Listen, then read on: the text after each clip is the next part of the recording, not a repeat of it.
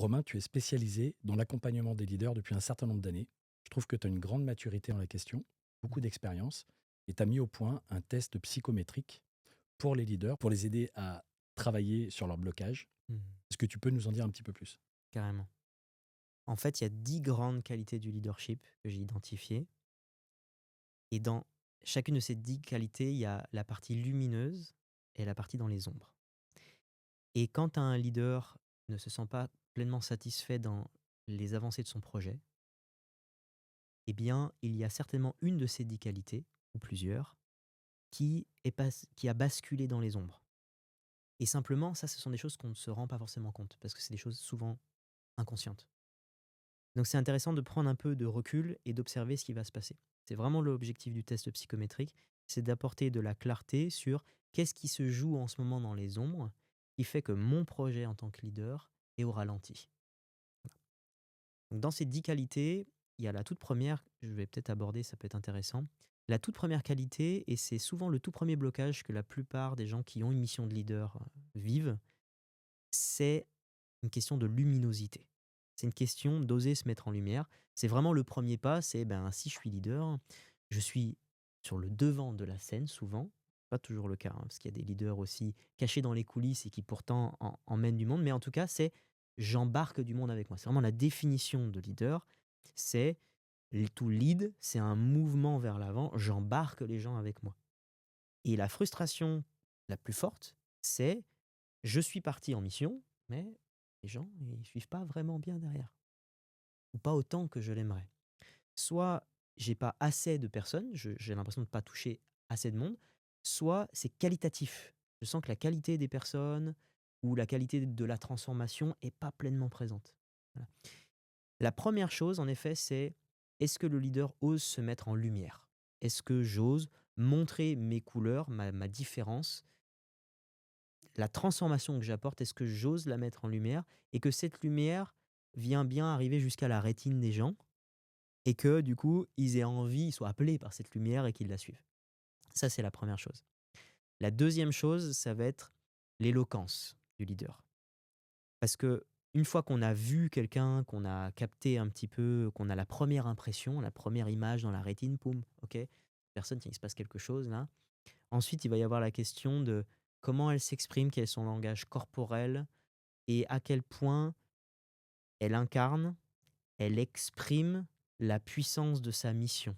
Parfois, il y a des freins entre la puissance de la mission qu'on sent à l'intérieur de nous et comment on arrive à l'exprimer au monde.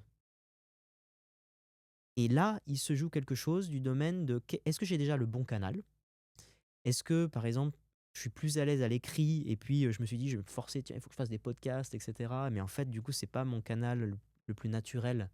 Je suis beaucoup plus à l'aise à l'écrit, je peux écrire un livre, je peux, écrire des articles en collaboration avec d'autres personnes, peut-être même, trouver une chronique quelque part pour justement parce que j'ai un talent, écrit.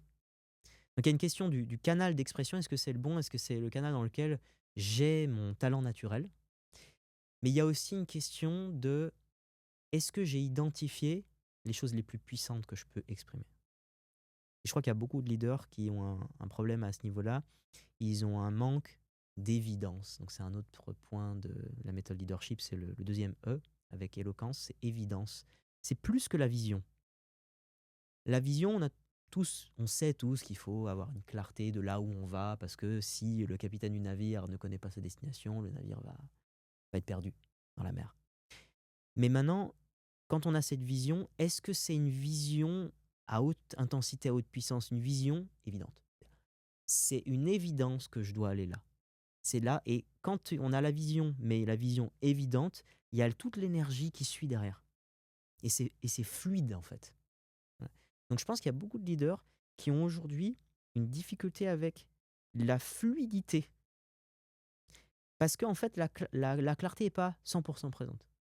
Ils savent à peu près où ils vont, mais il y a des éléments manquants, peut-être parfois des parts d'eux-mêmes qui sont manquantes dans cette mission. Peut-être qu'aussi, il y a une question de ce que j'appelle, donc c'est le point dynamique de la méthode leadership. Ce qui nous met le plus en mouvement, c'est le plaisir. Et quand on est porté par une mission, souvent on met beaucoup de projets en place, Mais à un moment donné, on n'est plus nourri. Il y a des parts de nous qui sont plus en plaisir. On n'a pas mis à jour dans la grande mission quel projet plus spécifiquement on peut porter aujourd'hui qui sont à jour de ah ça me stimule, ça me met en joie, ça me fait du kiff quoi. C'est humain en fait, c'est humain parce qu'on part en mission, on veut embarquer du monde, on veut transformer des vies, on veut avoir un impact sociétal ou individuel et ça prend une forme cette mission. On va avoir des habitudes de communication, des habitudes de vente, des habitudes, on a une façon de fonctionner. Et chez l'humain, c'est rassurant une certaine façon de fonctionner. Sauf que c'est la qualité d'agilité qui change tout chez le leader. C'est sa capacité à changer puisque le monde n'arrête pas de changer tout le temps. On a des enjeux différents. Tu as l'intelligence artificielle qui arrive, ça bouscule toutes nos manières de fonctionner. Et c'est tout le temps comme ça. Donc l'agilité est fondamentale pour pouvoir se repositionner, recréer une mécanique qui est humaine et qui nous apporte du plaisir. Ça, c'est un autre point qui est hyper important que je vois souvent chez les leaders. Parce que le monde change beaucoup et à grande, grande vitesse. On le voit, enfin, j'ai vraiment une impression d'accélération sur les années. Moi, j'ai que 32 ans, mais rien que ces 32 années, je vois l'accélération du monde, des consciences, de la rapidité aussi, de l'attention sur les réseaux sociaux, etc. C'est dingue. Et en même temps, tu parles donc de rapidité d'évolution. Et je sais que dans ta méthode leadership, il y a la patience, parce que moi, c'est ça où j'ai le plus de mal. Et que toi qui m'impressionne, enfin, que j'admire en tout cas chez toi, parce que tu as une régularité, même si tu n'as que 32 ans, ça fait quand même des années que tu embarques avec toi du monde, notamment dans tes événements et puis dans tes coachings. Et que tu as cette, je pense que tu as cette patience et cette régularité dans ton travail. Et enfin, comment toi, tu as fait pour rester patient avec les années? Je pense que patience et régularité, donc la patience, c'est la dernière qualité de ma méthode leadership. C'est celle qui vient tout à la fin. Pour moi, c'est la clé d'or, la clé secrète du leadership, c'est de savoir durer dans le temps. C'est la constance et en fait, pour moi, c'est directement lié en fait à la force de caractère. C'est là qu'on va avoir les leaders qui tiennent dans la durée, qui vont avoir un impact sur les peut-être même les siècles à venir. Ce sont des personnes qui sont tellement connectées avec leur mission, n'importe qui a ce leadership depuis l'enfance, qui sent ce désir ardent d'avoir de l'impact, tout le monde a ce potentiel. Mais tout le monde ne va pas forcément le révéler parce que ça demande une certaine quantité de courage, d'affronter les différentes épreuves que la vie va nous fournir, parce que ça, c'est le chemin. C'est tout le temps des petites épreuves, même si on a réussi à créer une vie géniale, machin, on sera jamais à l'abri des épreuves de la vie. C'est tout un chemin.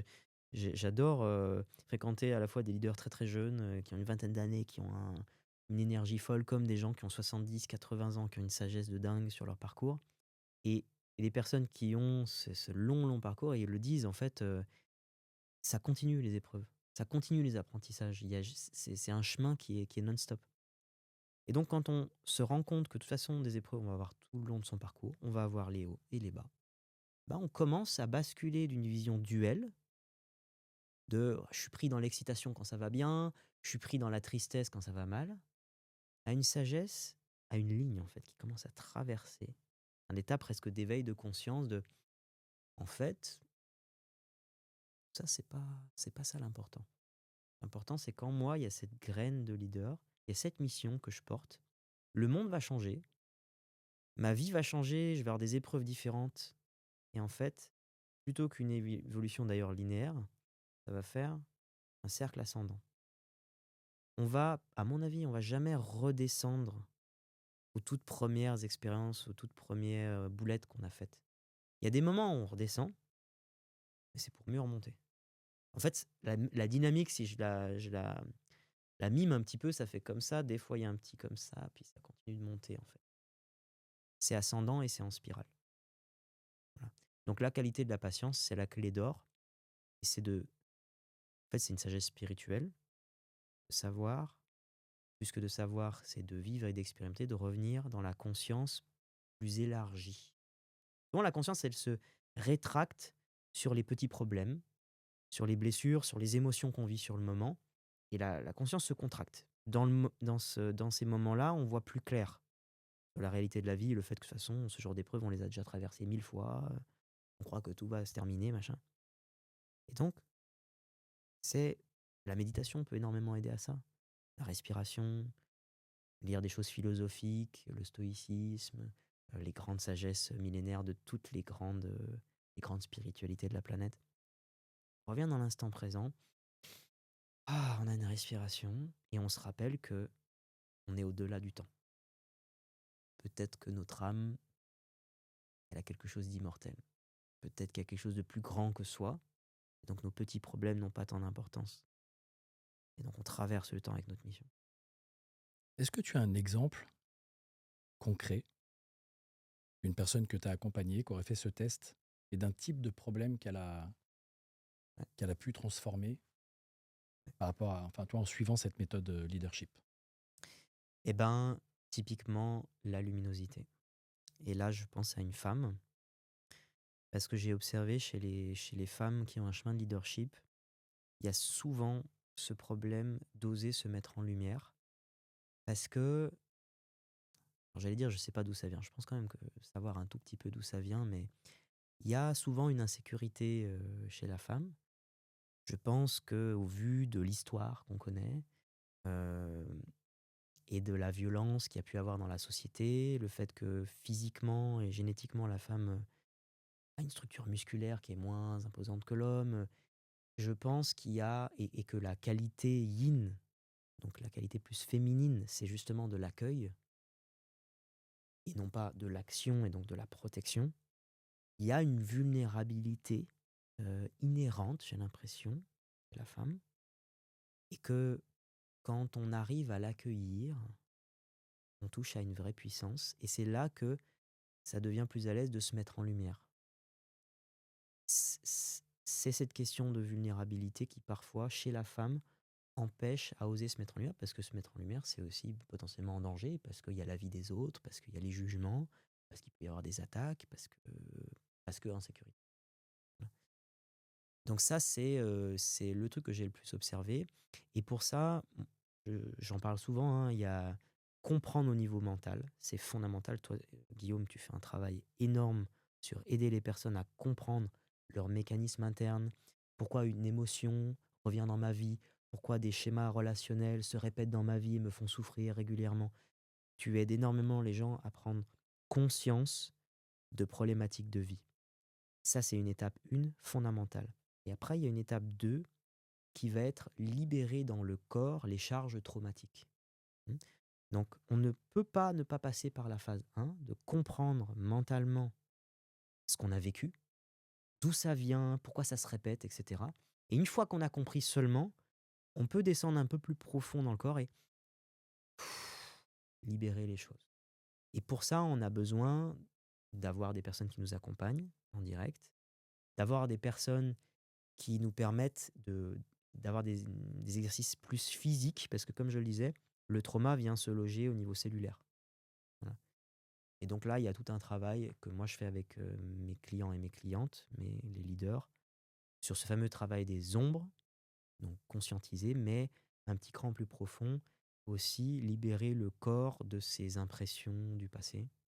Et là, généralement, se mettre en lumière, ça se fait naturellement.